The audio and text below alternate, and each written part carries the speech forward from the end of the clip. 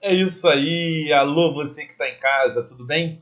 Bom dia, boa tarde, boa noite, seja qual for a hora que você está assistindo esse vídeo. Eu sou o professor Dicler e estou aqui para corrigir as questões de direito civil da prova aplicada no último domingo para o concurso de auditor fiscal lá no município de Campo Grande. Então aqui em cima, ó, Prefeitura Municipal de Campo Grande, auditor fiscal da Receita Municipal. Essa prova foi composta por 110 questões, dentre elas 10 de direito civil, e justamente as 10 primeiras. Eu estou aqui para corrigir essas 10 questões de direito civil e já te adianto. Não teve nada demais. Uma prova normal, uma prova tranquila, tá? Uma prova que não apresentou enormes dificuldades. Pelo contrário, foi uma prova que mede quem estuda. Estudou, acertou. Não estudou, infelizmente, fica sujeito ao chute. A vida é assim. Nos concursos, nós não temos outra forma de lidar com o assunto. Tem que estudar. Belezinha? Então, pessoal, vou comentar aqui as questões, tá? Vai ser direto no caderno de provas, caderno que está aqui, ó. Olha o caderno aí. E aí, as 10 primeiras são direito civil. A banca já disponibilizou com gabarito marcado, então essa marcação de gabarito não é minha, já é do arquivo disponibilizado pela própria banca. Vamos começar? Então vamos lá. Pessoal, questão 1 de direito civil. Questão sobre contrato de compra e venda. Olha ele aqui, ó. Questão sobre contrato de compra e venda. Trouxe um enunciado que nada mais é do que a reprodução literal do artigo 481, definindo o contrato de compra e venda, um contrato em que o contratante se compromete a transferir o domínio de certa coisa e o outro se compromete a pagar de certo preço em dinheiro. Como um se compromete com o outro, você já tem que saber que não se trata de um contrato real. Esse contrato ele é consensual, pois ele se aperfeiçoa com um simples acordo de vontades. Tá ok? Por isso é um contrato consensual, conforme está previsto no artigo 481 do nosso Código Civil. Vamos lá. Questão não, alternativa A, dizendo, ó, os contratantes podem deixar a fixação do preço à Bolsa de Valores? Podem. O erro está aqui, ó, bastando mencionar a sua localidade. É aqui que está o erro da assertiva. Se nós dermos uma olhada lá no artigo 486 do nosso Código Civil, esse aqui é o meu Código Civil, tá?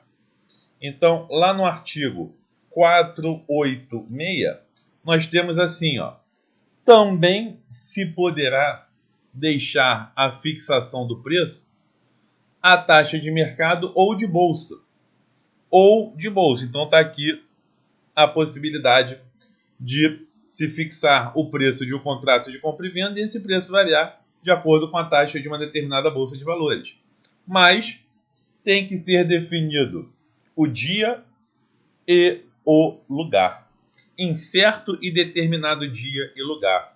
A questão, ela disse, bastando mencionar a sua localidade, ou seja, não falou do dia. Por isso que aqui ela ficou incompleta. E aí está errada, né? Incompleta ficou errada. E o bastando, então, não basta a localidade. Não está nem completa, está errada mesmo. B. É defeso as partes fixarem o preço em função de índices ou parâmetros, mesmo que esses índices ou parâmetros sejam suscetíveis a uma objetiva determinação. Pessoal, isso não é defeso, isso aqui não é proibido. É permitido sim fixar o preço em função de índices ou parâmetros. É o que acontece quando um contrato de compra e venda tem a fixação do preço em função de um índice da FGV, por exemplo, IGPM, INCC, IPCA e por aí vai. Então, A alternativa A, eu já falei para vocês que ela está no 486. A alternativa B, ela está no 487. Já está no artigo seguinte, que eu vou te mostrar agora. Olha o 487 aqui, ó. É lícito as partes fixar o preço em função de índices ou parâmetros, desde que suscetíveis de objetiva determinação. Tá ok? Então, não tem nada de defeso. O correto seria lícito. Continua. Letra C é o gabarito, tá certinho. Representa a literalidade do artigo 485 do Código Civil. A fixação do preço pode ser deixada ao arbítrio de terceiro. O que não pode ser deixada é ao arbítrio exclusivo de uma das partes. Então, A celebra um contrato com B e o preço desse contrato de compra e venda pode ser arbitrado por um terceiro C que não está em nenhum polo desse contrato, não está em nenhuma das partes desse contrato. Isso é permitido. Artigo 485 está aqui, ó. Beleza? A fixação do preço pode ser deixada ao arbítrio de terceiro que os contratantes logo designarem ou prometerem designar. Show de bola. A letra D. Diclé, o que está errado na letra D? O fundamento dela está no artigo 489 do Código Civil, dizendo, ó, é lícito aos contratantes no contrato de compra e venda deixar ao arbítrio exclusivo de uma das partes a fixação do preço. Acabei de falar, né, que isso não é lícito, isso é vedado. Lá no artigo 489 mostra que nesse caso o contrato vai ser o quê? Nulo. Se o contrato é nulo, obviamente que não é lícito uma das partes poder, à sua exclusiva vontade, arbitrar o preço do contrato. Então, ao invés de lícito, teria que ser nulo. E por último, a letra E.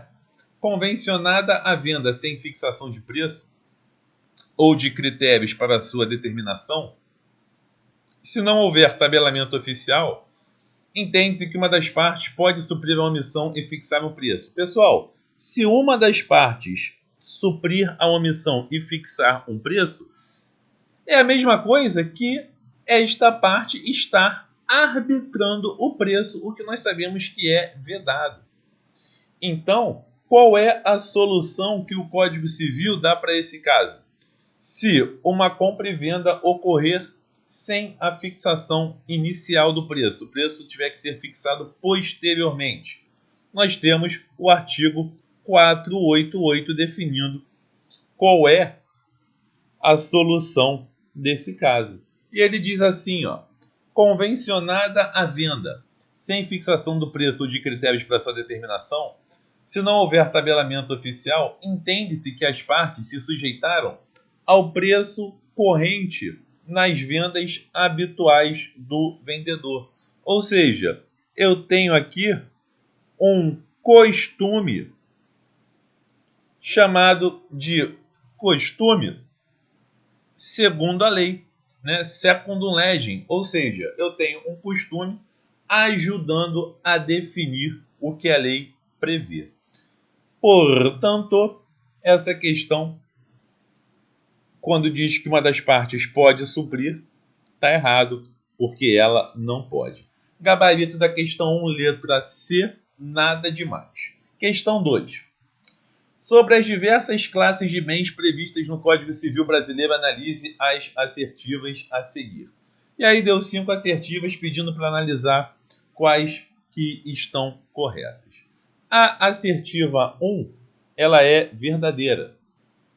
É a letra da lei do artigo 95 do Código Civil.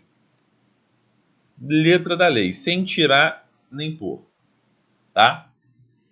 A 2 diz que os bens naturalmente divisíveis não podem se tornar divisíveis, ou melhor, não podem se tornar indivisíveis por vontade das partes. Podem sim. Isso é falso. No meu curso de teoria com exercícios, curso super completo, aliás, eu digo para vocês o seguinte, ó, que a indivisibilidade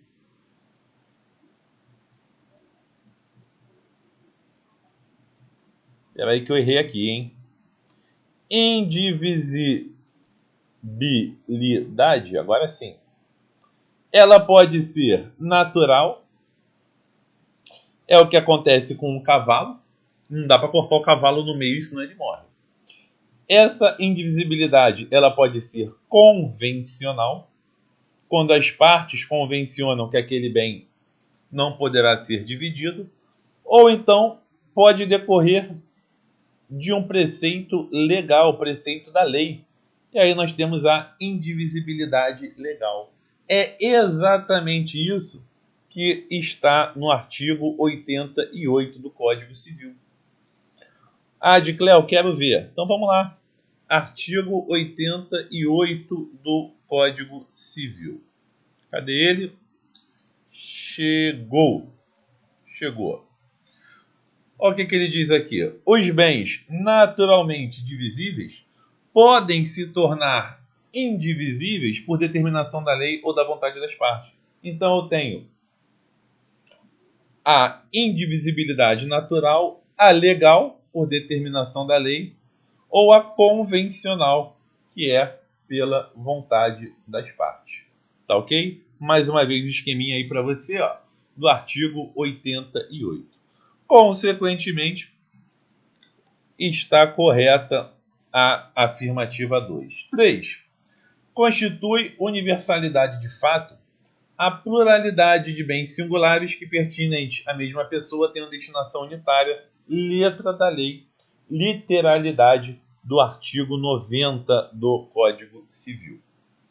É importante você saber distinguir a universalidade de fato da universalidade de direito. As bancas adoram cobrar isso. E aqui não foi diferente. A 4 diz que o direito à sucessão aberta, o direito hereditário, é considerado bem móvel. Não. Móvel não. O direito à sucessão aberta, seja qual for o objeto que está sendo herdado, enquanto não houver a partilha dos bens, ele é considerado imóvel. Por isso, é falsa aqui a nossa assertiva 4. Beleza? De Cléo, onde é que está isso? Artigo 80, inciso 2 do nosso Código Civil, que eu vou te mostrar agora. Olha lá, artigo 80. Consideram-se imóveis o direito à sucessão aberta. Dando prosseguimento, eu tenho a afirmativa 5, que é verdadeira. As edificações que, separadas do solo, mas conservando a sua unidade, forem removidas para outro local, não perdem o caráter de bens imóveis. Nós temos aqui a literalidade do artigo 81, inciso 1º. Então, aqui está ele. Ó. Não perdem o caráter de imóveis as edificações que, separadas do solo, mas conservando sua unidade, forem removidas para outro local. Tá ok? Fechamos a questão, então, com 1, 3 e 5 corretas. Gabarito, letra E. Não há recurso cabível na questão 2. Questão 3. Em regra, a abertura da sucessão se dá com a morte da pessoa.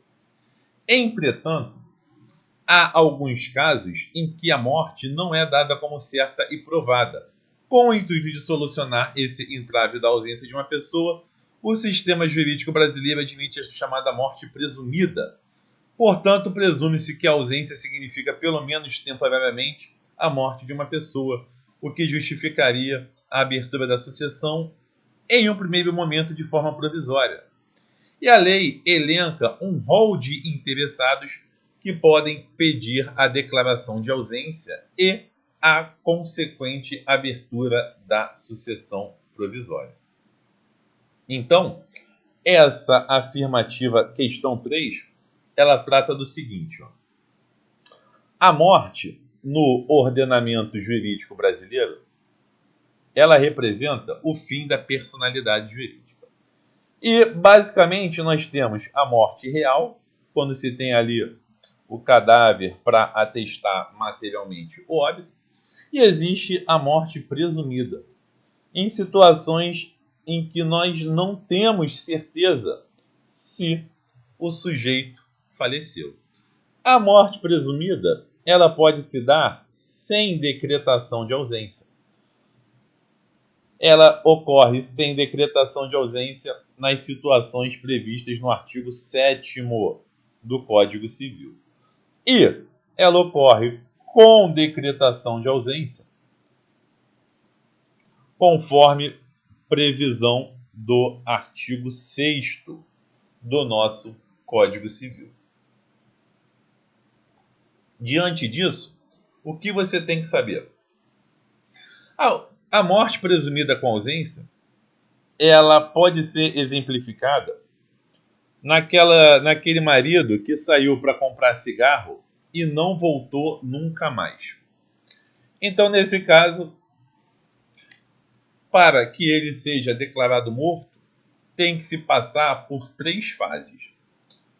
A primeira fase é a fase da curadoria dos bens. Ou seja, alguém vai ter que ficar tomando conta do bem dele para que ele possa reaparecer e voltar a administrar os seus bens. Passado um período de tempo que eu já vou dizer qual é, se ele não reaparecer, a gente passa para a segunda fase, que é a fase da sucessão provisória. É dado mais um tempo para ele reaparecer. Ele não reaparecendo, a gente passa para a terceira fase, que é a fase da sucessão definitiva. E é aqui, na abertura da sucessão definitiva, que o sujeito é declarado morto. Tá? O que acontece? Vamos voltar lá na questão. A questão disse o seguinte: perguntou o que é correto nós afirmarmos. Então, a letra A diz: se o agente deixou representante ou procurador, então ele saiu para comprar cigarro, não voltou nunca mais, e deixou um representante ou procurador. A afirmativa diz que não se pode pedir a declaração de ausência e a sucessão provisória. Isso é falso. Isso é falso. Por quê? Lá no nosso artigo 26, vem dizendo assim, ó. Artigo 26. Decorrido um ano da arrecadação dos bens do ausente, ou se ele deixou representante ou procurador em se passando 3 anos, poderão os interessados requerer que se declare a ausência e se abra provisoriamente a sucessão. Ou seja, pessoal, o que acontece? Essa fase aqui da curadoria dos bens, se o ausente deixou um representante ou um procurador, então ela vai durar o período de 3 anos. É dado um prazo de 3 anos para esse ausente reaparecer. Se ele não deixou representante ou procurador, aí o prazo é de 1 ano. De 2 em 2 meses vão ser publicados editais chamando o ausente a reaparecer, mas aí o prazo é de 1 ano. Conclusão: mesmo com representante, após 3 anos, se o indivíduo não reaparecer, será aberta a sucessão provisória. É isso que diz o nosso artigo 26.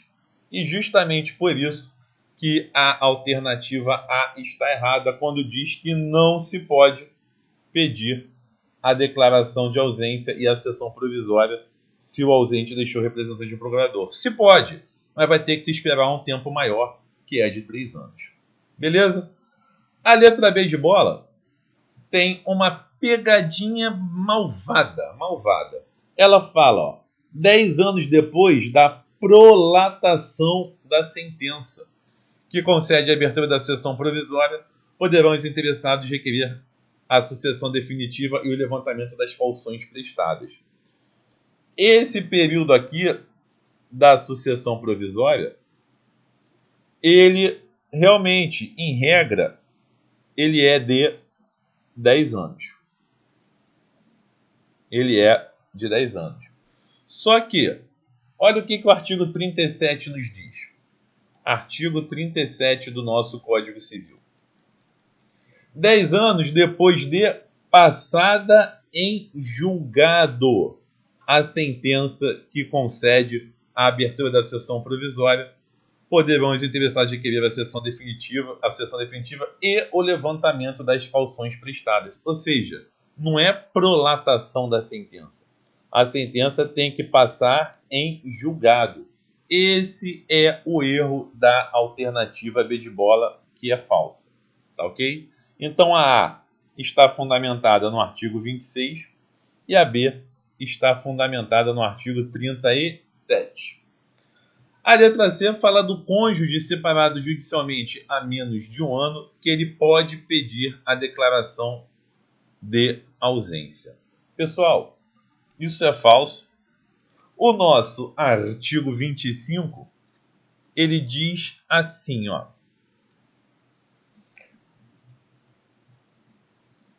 Volta, olha lá.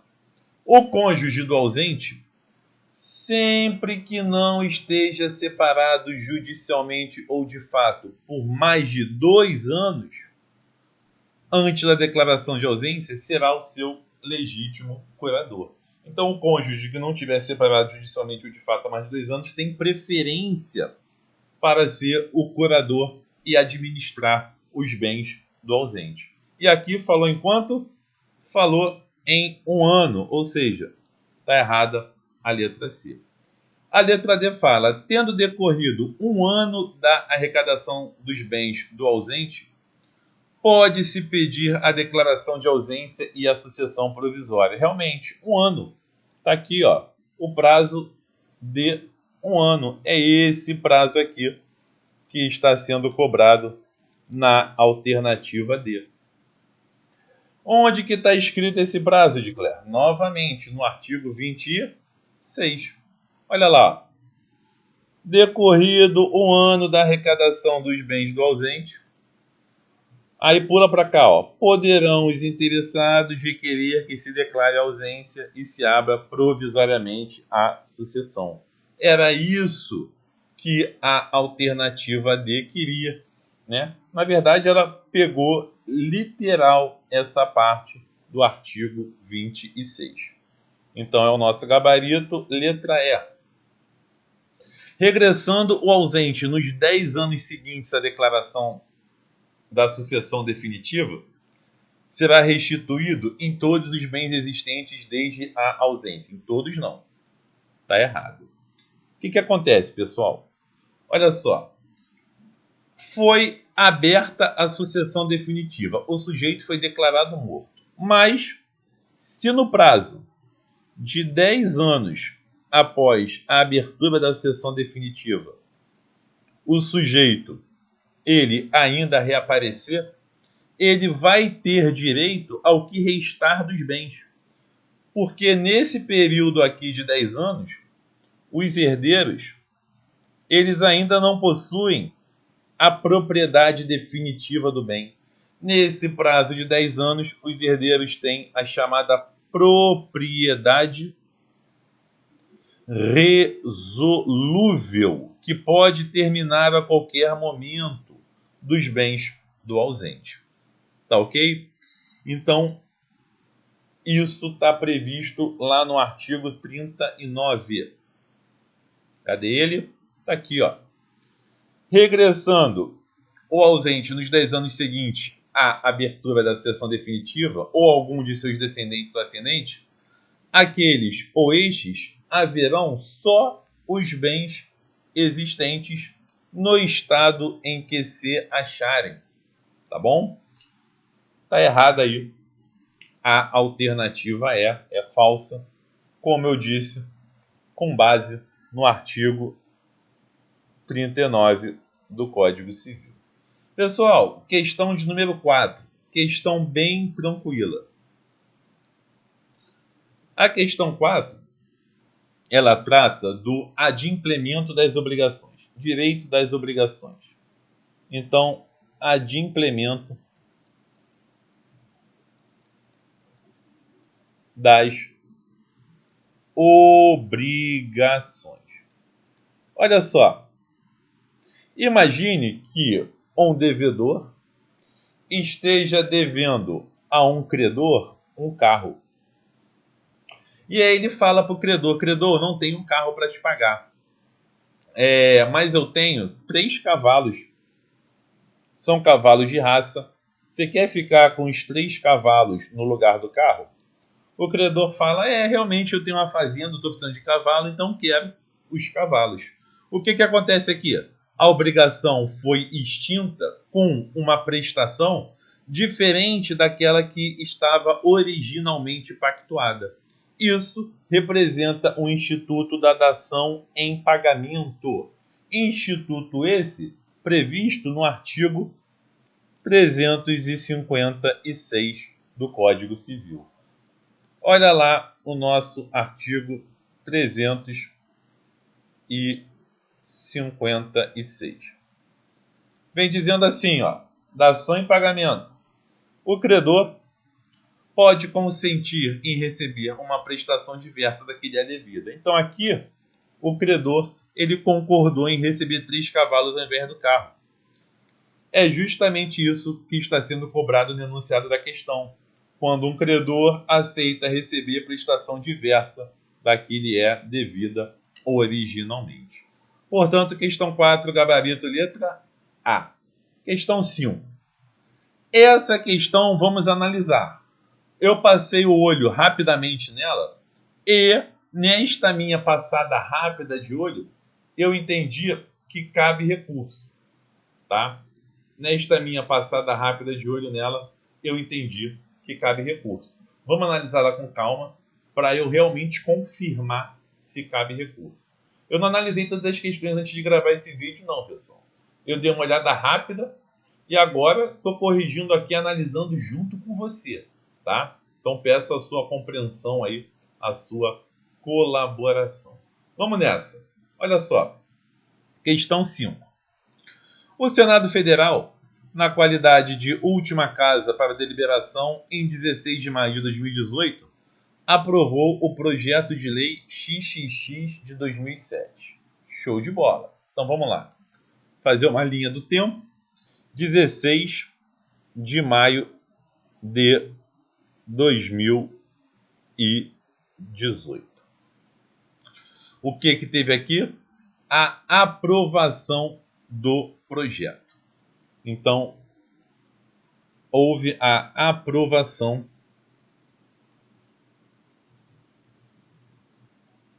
no Senado Federal. E aí, esse projeto que foi aprovado pelo Senado Federal foi encaminhado para a sanção do presidente da República. Provavelmente já havia sido aprovado pela Câmara, né, para poder ser encaminhado ao presidente da República. E este encaminhamento ao presidente da República resultou na sanção da lei, sanção pelo PR. PR é o presidente da República. Em 19 de maio de 2018. E continua. E foi oficialmente publicada a publicação desta lei ocorreu em 5 de junho de 2018. 5 de junho de 2018. Deixa eu aumentar essa linha do tempo um pouquinho aqui. Beleza. O que acontece? Com a publicação, como não havia disposição expressa sobre a data de início da vigência da lei, nós vamos adotar o prazo regra, o prazo comum, que está no artigo 1º da LINDB. Ó, a LINDB aí, ó, Lei de Introdução às Normas do Direito Brasileiro. Este artigo 1º diz que, salvo disposição em contrária, a lei começa a vigorar em todo o país 45 dias depois de oficialmente publicada. Então, nesse caso, nós vamos ter aqui um vacatio legis de 45 dias. Este prazo de vacatio legis começa a contar no próprio dia 5 de junho, tá? Ou seja, o dia da publicação ele deve ser incluído na contagem do prazo de vacatio legis. E aí, o que acontece? A questão me diz que, durante o período de vacatio legis,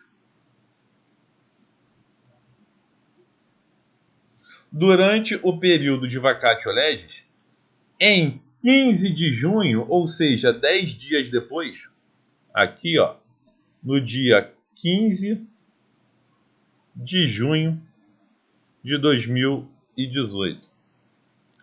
Ainda no período de vacância, houve a correção de alguns trechos inseridos na parte normativa da lei. Ou seja, correção de parte da lei. O que acontece quando há a correção de parte da lei durante o período de vacatio legis? Volta aqui na LINDB que você vai ver. Olha só. Artigo 1º, parágrafo 3º. Está aqui, ó. Se, antes de entrar a lei em vigor, ocorrer uma nova publicação de seu texto destinada à correção, o prazo deste artigo e dos parágrafos anteriores começará a correr da nova publicação. O artigo 1º, parágrafo 3º da LINDB me diz que a correção de parte da lei tem uma consequência, que é reiniciar o vacatio legis. Então, eu tenho que, a partir daqui, contar novamente, ó, 45 dias.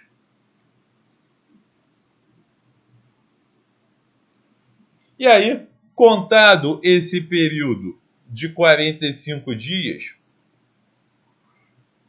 a partir do dia 15 de junho, o que acontece? Vamos lá.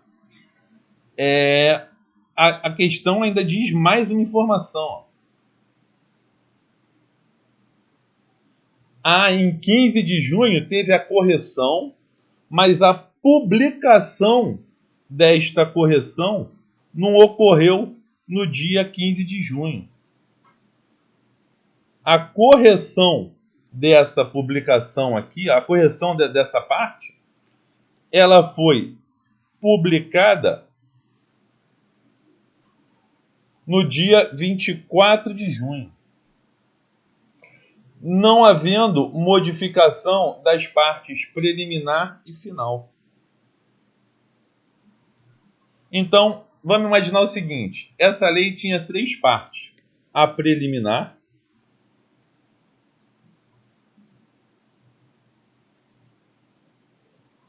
a parte intermediária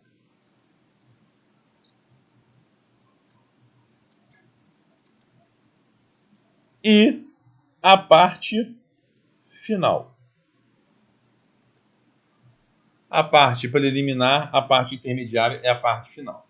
A parte preliminar e a parte final, elas não foram republicadas. O que foi corrigido foi a parte intermediária. É isso que a gente consegue deduzir aqui, né? Então, vamos lá. E aí ela foi republicada nova publicação.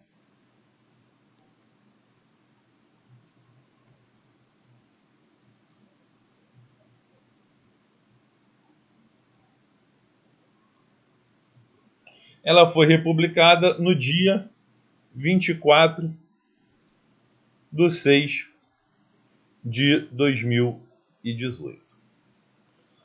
A questão diz, como gabarito, que o início da vigência da lei será de 45 dias, contados a partir do dia 24. Então, a partir daqui, eu vou ter mais 45 dias de vacatio legis. Só que, olha só, pessoal, fala aqui comigo, ó, fala com o titio de Cléo. Eu vejo uma divergência aqui. Tá? Nós podemos questionar um ponto para a banca. Porque a doutrina ela é unânime em dizer o seguinte: quando há uma nova publicação durante o período de vacatio legis, tá? De parte do texto da lei, o prazo de vacatio legis ele reinicia somente para a parte corrigida. A parte que não foi corrigida continua com o prazo de vacatio legis inicial. E aqui, ó, a banca ela não indicou o que ela queria. Ela colocou, considerando a hipótese construída, o prazo de início da vigência da lei será de... Pessoal, depende. É da parte que foi corrigida ou é da parte que não foi corrigida? Porque a parte que não foi corrigida, o prazo de vigência vai começar a partir do dia 5 de junho, mais 45 dias. A parte que foi corrigida vai ter o prazo começando a partir do dia 24 de junho, mais 45 dias. Ou seja, nós temos duas hipóteses, já que a lei foi parcialmente corrigida. E no enunciado, ó, a banca ela não indicou qual parte que ela queria, se era a corrigida ou não. Por isso, eu vislumbro nessa questão 5 a possibilidade de recurso. Tá? Pode-se pedir a anulação da questão, pois a vigência da parte corrigida, que é a partir do dia 24 de junho, contado aí 45 dias. A parte que não foi corrigida, que manteve os padrões do que havia sido publicado no início, no dia 5 de junho, essa parte não vai entrar em vigência 45 dias a partir do dia 24, e sim 45 dias a partir do dia 5. É isso que eu entendo. Portanto, essa questão de número 5, na minha humilde opinião, é uma questão passível de recurso.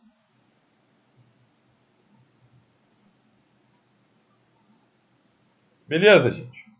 Cabe recurso nessa questão pelas razões que eu acabei de explicar aqui.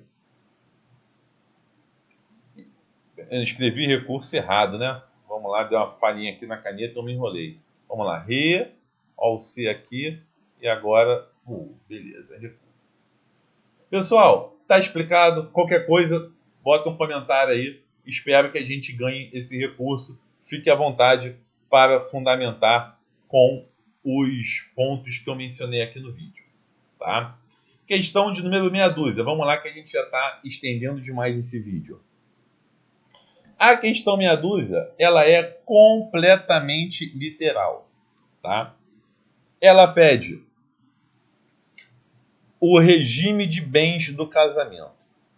E aí, o regime de bens de casamento, ele pode ser mudado. É isso que a gente tinha que saber na questão. Existe no artigo 1639, parágrafo 2º do Código Civil, um princípio chamado princípio da mutabilidade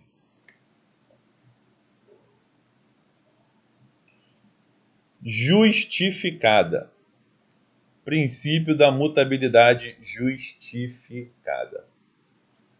E aí, este princípio da mutabilidade justificada diz que os cônjuges podem alterar o regime de bens após terem se casado. Dá uma olhada lá no 1639.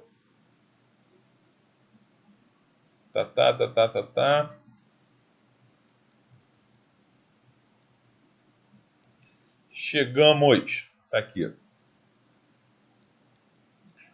Ele diz assim, ó, é admissível a alteração do regime de bens mediante autorização judicial em pedido motivado. Tem que haver uma motivação, uma justificativa. Por isso que o nome do princípio é princípio da mutabilidade justificada. E aí, a letra B de bola representa a literalidade do artigo 1639, parágrafo 2º. Tá certinho, tá? Tá certinho. Não cabe recurso aqui. Questão 7. A questão 7 fala sobre negócios jurídicos e, novamente, a banca brincou com a literalidade dos artigos do Código Civil. Por exemplo, ó, na assertiva 1, ela está errada. A impossibilidade inicial do objeto, ela somente invalida o negócio jurídico se for absoluta. Se ela for relativa, ela não invalida o negócio jurídico. É o que está previsto no artigo 106. A 2 está certinha, verdadeira. Ela representa a literalidade do artigo 105 do Código Civil. A 3 está errada. A interpretação dos negócios jurídicos benéficos e da renúncia não é ampliativa, ela é estrita. De Claire, onde é que está escrito isso? Lá no 114. 4. A transmissão errônea de vontades por meio interpostos é anulável nos mesmos casos em que o é a declaração direta, verdadeira, letra da lei do artigo 141. E 5. Quando a lei dispuser que determinado ato é anulável sem estabelecer prazo, o prazo vai ser de 2 anos. Ou seja, é a regra aqui do artigo 179. Verdadeira a 5, então estão corretas a 2, a 4 e a 5, gabarito letra E. Não há recursos na questão de número 7. Questão de número 8. Falando sobre pessoas jurídicas. A 1 é verdadeira, falando da Eireli, né, ou Eireli, cada um chama de um jeito. Representa aqui a literalidade do caput do artigo 980-A do Código Civil. A 2 também é verdadeira, literalidade aqui do nosso artigo 51 do Código Civil. A 3 fala das fundações, que é verdade também. É a letra da lei do artigo 63. A 4, ela erra o prazo. Esse prazo não é de 5 anos. Esse prazo aqui, ele é clássico. É um prazo de 3 anos que está previsto no artigo 45, parágrafo único. E a 5 fala das associações, dizendo que é absolutamente vedado que o Estatuto institua categorias com vantagens especiais. Não tem nada de vedação absoluta aqui. É permitido que o Estatuto de uma associação institua uma categoria de associados com vantagens especiais.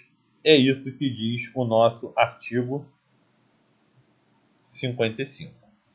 Então, é falsa a 5, 1, 2 e 3 corretas. Gabarito aí, letra A. Belezinha? Não vou mostrar o artigo não para a gente ganhar um pouco de tempo aqui, ó, senão o vídeo vai ficar muito extenso. 9.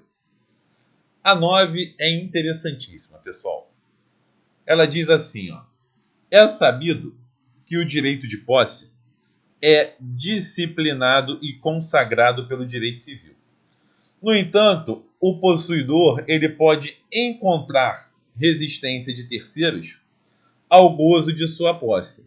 E nessas hipóteses, a legislação civil prevê para cada tipo de incômodo uma medida jurídica para salvaguardar a sua posse. E aí pergunta qual é a medida cabível no caso da posse ser esbulhada. Posse esbulhada. Aí a pessoa que nunca estudou direito civil, que só fica achando que decorar artigo do Código Civil é suficiente para uma prova de direito civil da área fiscal, lê um negócio desse e não sabe para onde correr. Não vai saber resolver a questão. Olha só, pessoal. Eu vou aqui no material da minha aula, tá? No meu curso em vídeo com PDF, eu tenho o material aqui para você ver que tudo tem que ser explicado no nosso curso. E aí, em relação à posse, quando essa posse ela apresenta, né, algumas situações que ameaçam a posse, o nosso artigo aqui, 1210 do Código Civil, diz assim, ó: o possuidor tem direito a ser mantido na posse em caso de turbação. Turbação nada mais é do que uma moléstia, tá? Se houver um esbulho, que é a perda da posse, ele tem direito a ser restituído. Então, no caso de turbação, ele é mantido. No caso de esbulho, ele é restituído da posse. Era isso que a questão queria. Mas, indo um pouquinho além, olha só.